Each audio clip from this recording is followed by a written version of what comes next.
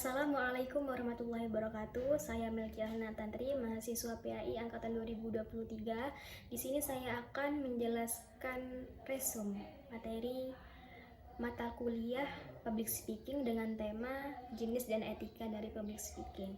Di sini ada jenis Public Speaking berdasarkan tujuan ada 5. Yang pertama informatif, ada persuasif, ada hiburan, ada argumentatif, dan yang terakhir ada demonstratif. Yang pertama informatif, di sini maksudnya adalah menyampaikan informasi yang faktual dan objektif. Yang kedua ada persuasif, yaitu untuk mempengaruhi audiens. Yang ketiga ada hiburan, untuk memberikan kesenangan dan relaksasi. Yang keempat ada argumentatif, untuk memberikan suatu hal berdasarkan alasan dan argumen yang terbukti. Yang kelima ada demonstratif, untuk menunjukkan cara melakukan sesuatu. Selanjutnya ada jenis public speaking berdasarkan format. Yang pertama ada pidato, ada presentasi, ada ceramah, ada debat, dan ada interview. Kalau pidato adalah presentasi formal di depan umum, sedangkan untuk presentasi adalah menyampaikan informasi secara visual yang bisa kita lakukan di kelas-kelas itu. Yang ketiga ada ceramah, memberikan pengetahuan atau nasihat-nasihat. Juga ada debat, diskusi formal dengan pandangan yang berbeda. Ada juga interview atau sesi tanya jawab dengan seseorang. Biasanya ini dilakukan di dalam sebuah proses melamar pekerjaan. Gitu. Selanjutnya ada etika dalam public speaking. Yang pertama ada kejujuran. Kejujuran ini sangat penting karena kita harus menyampaikan informasi yang akurat dan terbukti keberadaannya atau kenyataannya.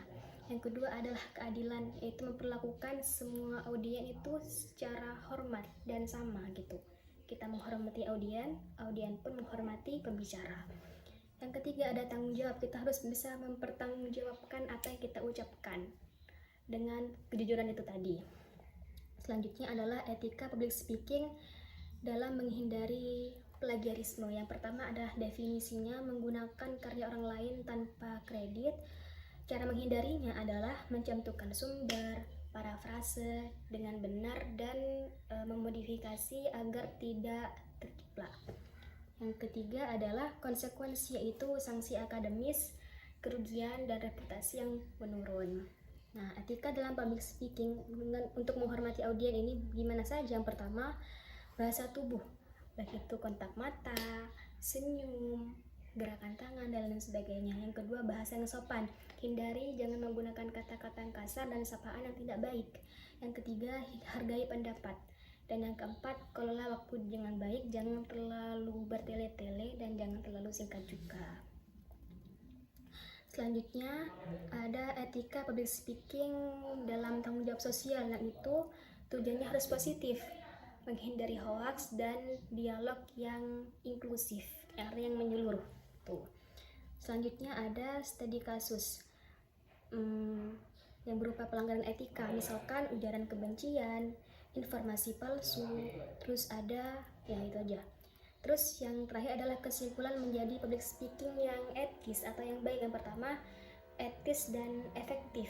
Jadi kita harus bisa menyampaikan informasi kita dengan baik, dengan waktu yang tidak terlalu lama, dan juga bagaimana pesan yang kita sampaikan itu bisa diterima oleh audien dengan sangat baik. Juga ada terapkan etika seperti tadi, melalui kontak mata, melalui kata-kata yang digunakan, melalui senyum, melalui bahasa yang digunakan, dan melalui sapaan yang baik. Dan yang terakhir adalah belajar lebih lanjut. Ini juga sangat penting. Sebagai seorang public speaker, kita tidak hanya bisa untuk melakukannya di depan umum saja, tapi kita bagaimana harus bisa mengembangkan diri dan belajar lebih baik lagi.